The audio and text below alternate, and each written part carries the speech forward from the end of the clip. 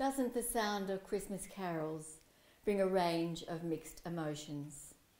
For some, it will immediately bring tears to their eyes.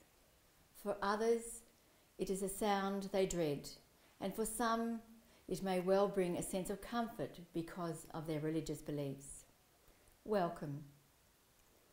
On behalf of your Caring Celebrants, we thank you for being here with us as we take a look at Christmas through the eyes of those who are missing someone special. Whenever we have had a memorial service in person rather than online, we are always amazed at the courage of people who will come to share with others what can be the most difficult of times.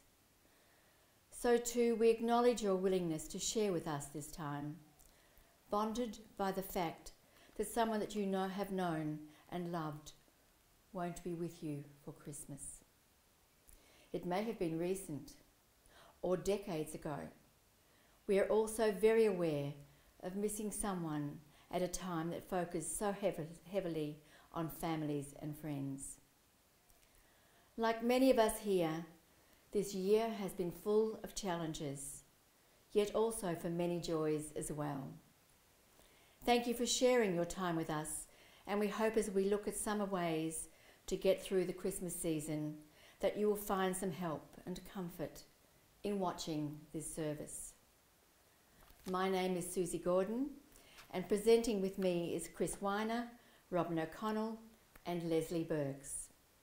We are all celebrants and part of your Caring Celebrants, a group of celebrants who voluntarily give of their time to help others. Christmas can lead such a complex lot of emotions, especially if there are small children and they still see the excitement and wonder of it all. How do we balance the joy of getting together with people and the sadness of the reality that someone we loved is no longer there to share that moment with us? Life isn't all peaches and cream. At this time of year, we can also miss those who have caused us some angst in our lives. Someone with whom perhaps we have shared a difficult relationship, or even someone who we adored. Life is full of complexities. As we travel our grief journey, each and every one of us travels at our own pace and looks at it from our own perspective. Sometimes the road is smooth, and sometimes more than a little bumpy. With this in mind, I'd like to invite Chris Weiner to share with us his own special journey following the death of his mum earlier this year.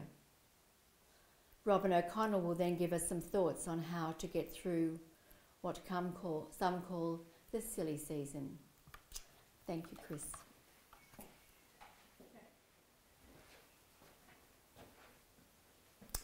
Christmas. Well, I'll be honest, I don't enjoy Christmas possibly as much as some. Time of overindulgence and being assaulted on all sides to spend, eat, and drink some more, why don't you? Christmas is not about what you gave or you receive. Christmas seems to have lost its way, or possibly I have. It's been horrific 18 months full of death, sickness, unemployment, emotional penury, and I am ragged, raw and jagged. However, Christmas 2013 will remain precious to me, as it was the last I got to spend with my mother. She passed away in April of 2014 of this year of ovarian cancer. Now this Christmas was especially joyful to all of us family, as she had her 3 sons who had all travelled from far sides of the world together, and we spent glorious and treasured time with her at a time when she was actually able to appreciate and engage in our company. The time was very special for us all to behold, and we could tangibly see the difference that it made to Mum's well-being, to her peace of mind. The weather was not frightening, presents were bypassed, and much swimming, sleeping, and just really basking in the joy of each other's company was the order of the day. Well, that was then, and this is now. and I won't be going back to Sydney this year. It may seem selfish of me, and perhaps I'm avoiding certain things to do with my mother's passing. Possibly I should go back and spend time with my father, but my brother and his family are up there, and my dad will not be alone. He will be surrounded by loved ones.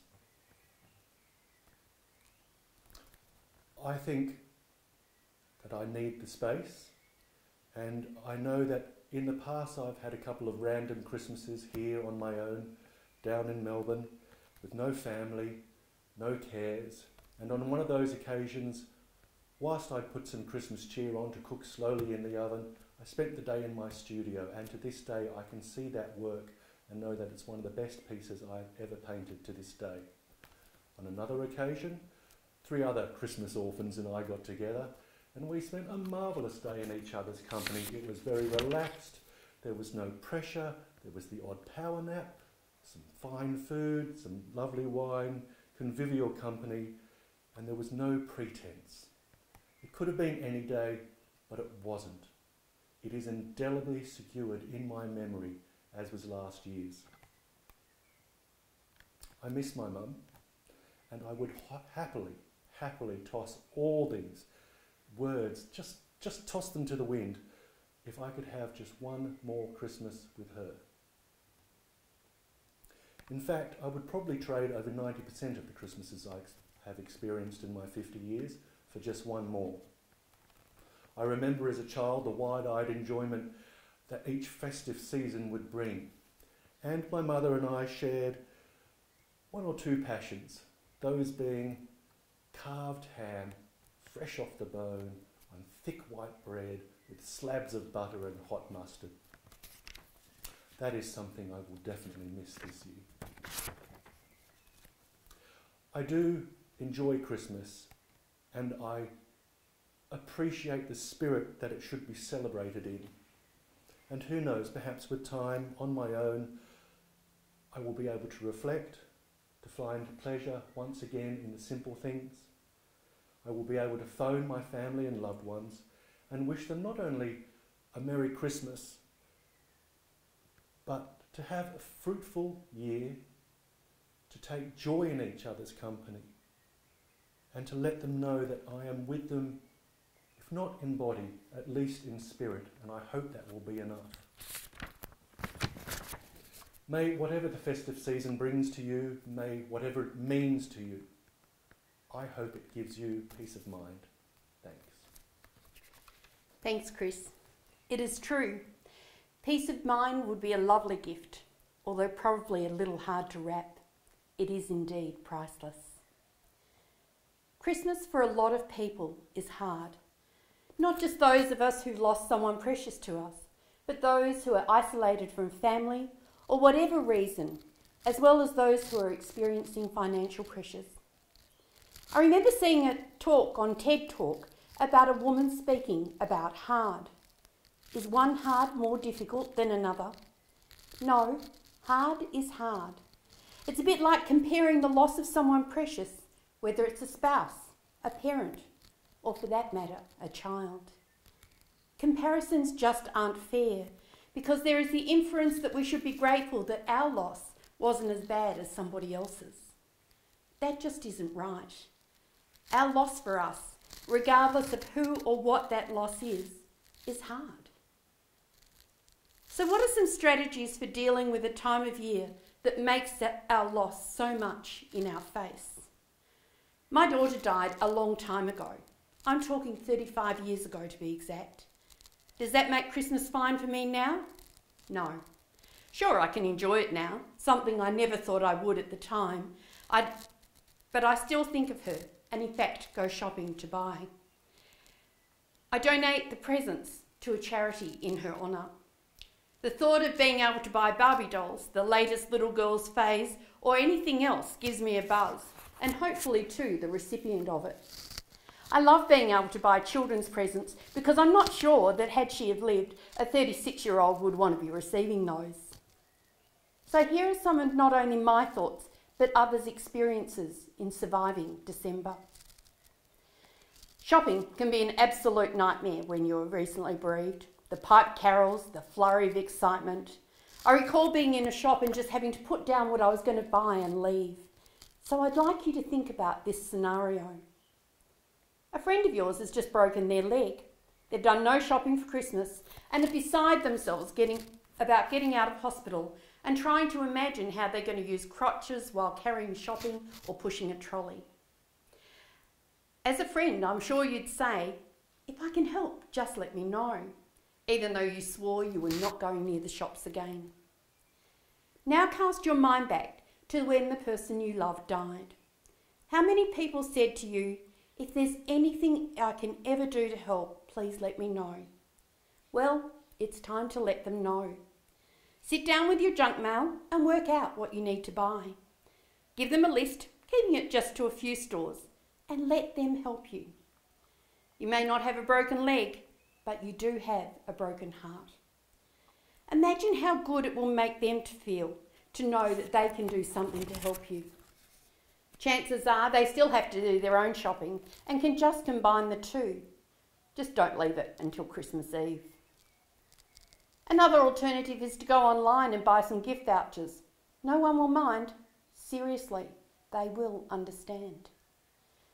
Invariably, there will be Christmas cards arrive with the person's name still on it. What do you do? My suggestion would be to wait until after Christmas and then write to them saying that you hope that they understood but you couldn't reply before Christmas. It was just too hard to do. That way then, you can just deal with it later. So if you're still going to do the traditional family thing you always did, and perhaps that chair was always sat in by the same person, then draw names out of a hat for who gets to sit there. Make it special. Make it that they get to do something that no one else does, like lighting a memory candle or saying a speech. A candle on the table can represent the spirit that is still among you. Or ask everyone to bring a photo of the person who has died and anyone they'll be missing at Christmas. Putting them on a table with a candle burning that people can wander over and look at during the day. Before eating, make a toast to everyone present and those that are only there in spirit, allowing people to say the name of the person they might like to remember. If that's all too hard, why not change traditions this year? If you do the same thing every year and so can't face doing it this year, do something different. A picnic in the park, casual barbecue, or as a good friend of mine did, she went to the zoo. No Christmas dinner or anything really, and the zoo is open on Christmas Day. And most of the people there were of similar mind. Doing something different can help. All of these are just suggestions. Take what you want from it and leave the rest. I hope that, whatever Christmas holds for you this year, it is a time that you feel comfortable, or if not, just get excited about Boxing Day being one day closer. Thanks, Chris and Robin. It is really important to be kind to yourselves. Isn't it funny how we put such high expectations of ourselves and usually much higher than we ever do of others? Keep that in mind when you are berating yourself for not having done something. No one is going to stop a friendship just because they didn't receive a Christmas card one year. And if they do, are they really a friend? Let's just take a moment of reflection where you can think about the person you are missing. Think about the fact that you have given them a gift this year, a gift of your time.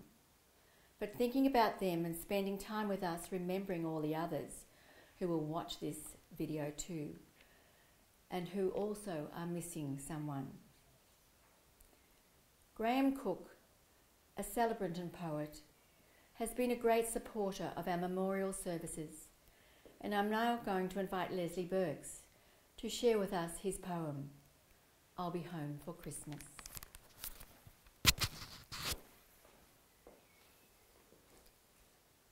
Set that happy Christmas table. You need leave no empty space, for I shall sit between you all in a peaceful state of grace. I shall hear your laughter I'll be a part of every smile. From the kitchen to the pudding, I shall be there all the while. The gifts you give each other shall be your gift to me. The love that you will share today, I will clearly see.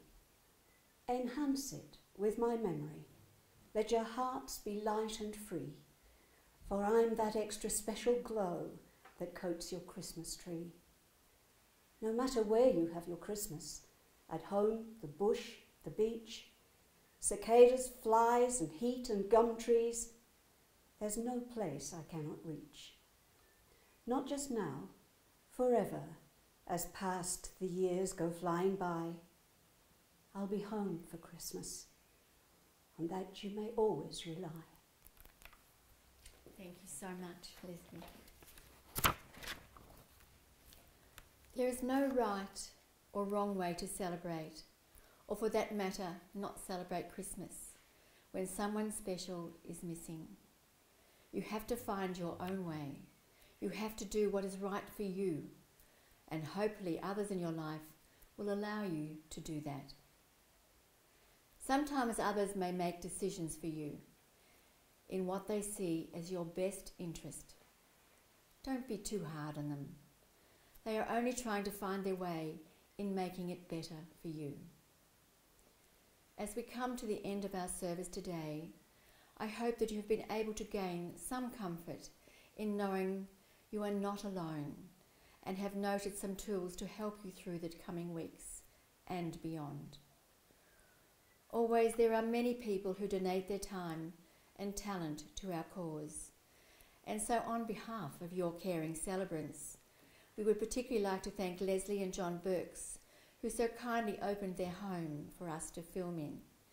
Belinda Jane Video for filming it for us.